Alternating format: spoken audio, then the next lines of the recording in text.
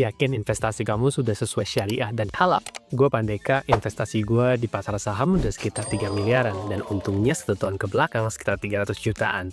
Gue tahu belum banyak tapi alhamdulillah. Dulu gua gaji UMR, sekarang alhamdulillah gaji dolar Singapura. Di video ini kita akan belajar bareng 3 bukti dan fakta kehalalan sebuah saham. Tapi nggak ribet dan kepintaran, yang simpel-simpel aja. Fakta 1, apa syarat saham bisa disebut halal? 2, ETF halal, cara mencapai 1 miliar dari nol dan cara belinya. 3, untung mana ETF halal atau reksadana syariah. Gue bakal bandingin dan hitung langsung.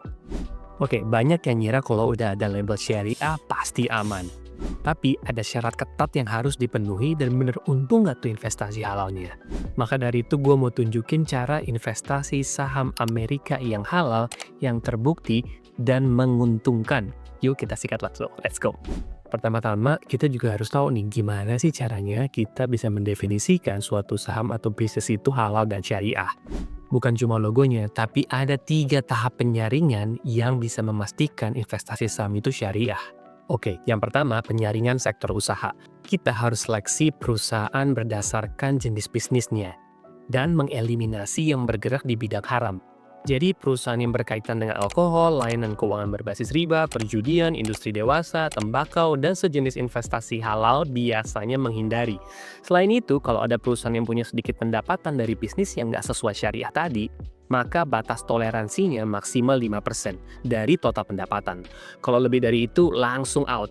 Yang kedua, penyaringan rasio keuangan. Ini penting karena kita mau tahu investasi kita apakah ke perusahaan yang sehat secara finansial dan nggak menghasilkan uang dari kegiatan yang nggak sesuai syariah.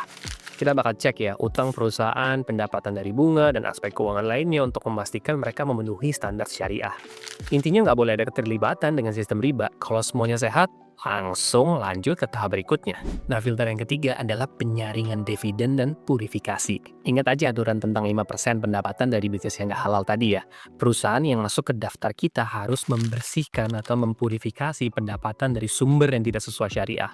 Bagaimana cara purifikasinya? Biasanya mereka menyumbangkan bagian pendapatan tersebut untuk amal atau zakat. Dengan begitu, dividen yang kita terima benar-benar halal dan bersih. Tapi gue paham, nggak semua orang punya waktu untuk ngecekin dan memfilter semua fakta-fakta yang harus dicek ini. Tapi tenang aja, gue udah nyiapin caranya, yaitu adalah dengan cara ETF halal. ETF kepanjangan dari Exchange Traded Fund. Artinya ketika lu beli satu ETF, misalnya dengan harga Rp16.000, lu bisa dapat paket saham. Lu beli satu Rp16.000, dapat misalnya 100, 1000, 2000, sampai 3000 paket saham. Itulah adalah ETF. Dan kalau lo mau tahu lebih lanjut, lo bisa klik video ini, gue jelasin detail tentang apa sih itu ETF. Nah, gue udah pilihin 4 ETF halal terbaik yang bisa gue temuin di internet dan yang memang banyak orang di Singapura tempat gue tinggal itu melakukan investasinya. Nomor 1 adalah SPUS, itu adalah tickernya. Yang kedua adalah HLAL.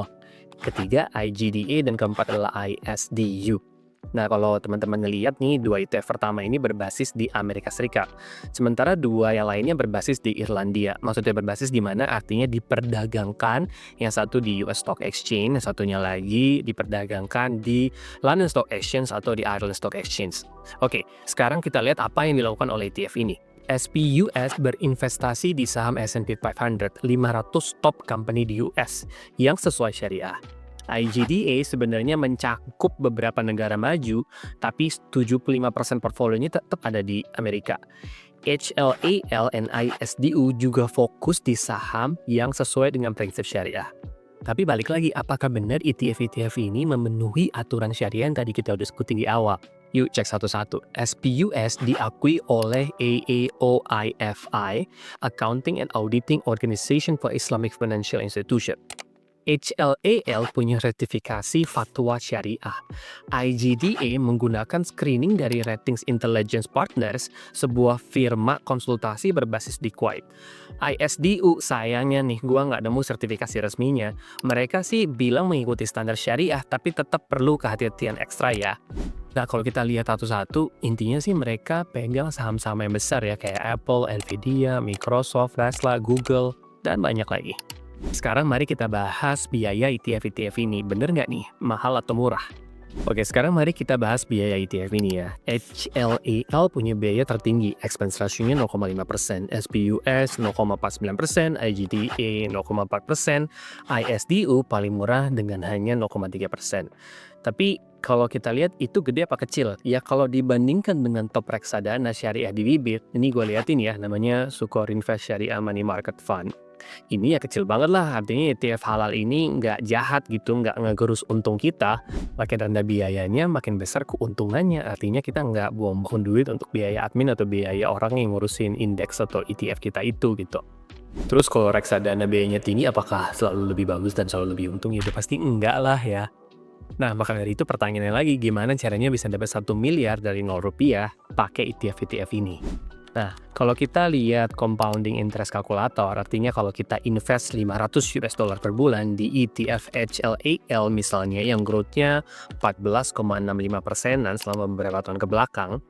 Nah, selama 6 tahun 11 bulanan uang kamu bakal sampai ke 1 miliar rupiah.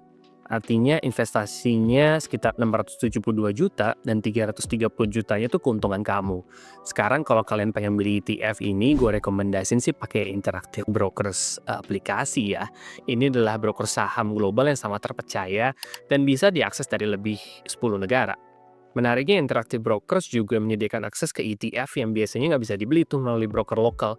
Jadi kalau punya akses ke IBKR, pengen beli ETF halal ini, disinilah tempatnya. Setidaknya di tempat gue tinggal di Singapura, ini sih udah terintegrasi ya. Udah terregistrasi juga oleh Badan Keuangan setempat yaitu MAS. Caranya gini aja nih, lo lihat nih, gue tinggal search di aplikasi IBKR gue, habis itu udah deh tinggal klik buy, dan langsung aja gitu kita pilih harganya mau di angka harga berapa, udah deh kita langsung bisa beli tuh investasi HLAL dan ETF-ETF halal. Tapi pasti masih banyak yang nanya, bang ini untungan mana nih sama reksadana syariah? Kayaknya banyak investor Indonesia nyaraninnya reksadana syariah. Yuk kita hitung bareng-bareng. Nah, kita masuk ke fakta yang ketiga, lebih untung mana ETF halal dengan reksadana syariah. Kalau teman-teman juga mau bandingin performa ETF dengan emas, teman-teman bisa klik video yang ini. Nah, ini kalau kita lihat di repeat ya, reksadana dengan label syariah dan AUM tertinggi adalah Sukori Invest Syariah Money Market Fund. Dengan AUM sebesar 3,62 triliun, CAGR-nya 4,78% dan expense ratio-nya 1,78%. Tapi ETF halal memiliki AUM sekitar 9,6 triliun. Hampir 3 kali lipat tuh. CAGR-nya 15,79%. Lagi-lagi growth-nya itu hampir 3 kali lipat dalam 5 tahun terakhir. Dan expense ratio-nya kecil banget, 1/3-nya, 0,5%. Jadi kalau kita menginvestasikan misalnya 100 juta ya 5 tahun lalu di reksadana tersebut dan di halal ETF, perbedaannya hari ini adalah Sukori Invest 126 jutaan, halal ETF 208 juta. Bedanya udah 81 juta tuh baru aja ya 5 tahun lalu. Kalau investasi ini diperpanjang hingga 15 tahun dengan asumsi growth yang sama, betul bahwa growth masa depan tidak dipengaruhi sama growth di masa lalu, tapi tetap aja ini kan kita ambil dari track record ya. Nah, Sukori Invest itu bakal jadi 200 juta, halal ETF 900 juta. Jadi selisih keuntungan tuh bisa 700 juta gitu, lebih besar ETF halal. Ya kalau dipanjangin sampai 25 tahun lagi, bedanya bisa sampai 3,6 miliar, lebih menguntungkan ETF halal gitu. Jadi udah jelas ya, bukan ETF memberikan pertumbuhan yang jauh lebih besar dibandingkan reksadana syariah berbasis money market. Ingat ya, gue bukan financial advisor, jadi please do your own research dan ini bukan saran finansial. Nah, teman-teman udah tahu tentang ETF halal, tapi pengen tahu tentang gimana cara bisa pensiun cepat, coba deh klik video yang ini. Dan kalau mau tahu juga tutorial beli ETF pakai GoTrade, which is aplikasi yang udah di-approve oleh Bapeti, please juga klik video ini. Sampai ketemu lagi ya, selamat berpuasa. Ciao.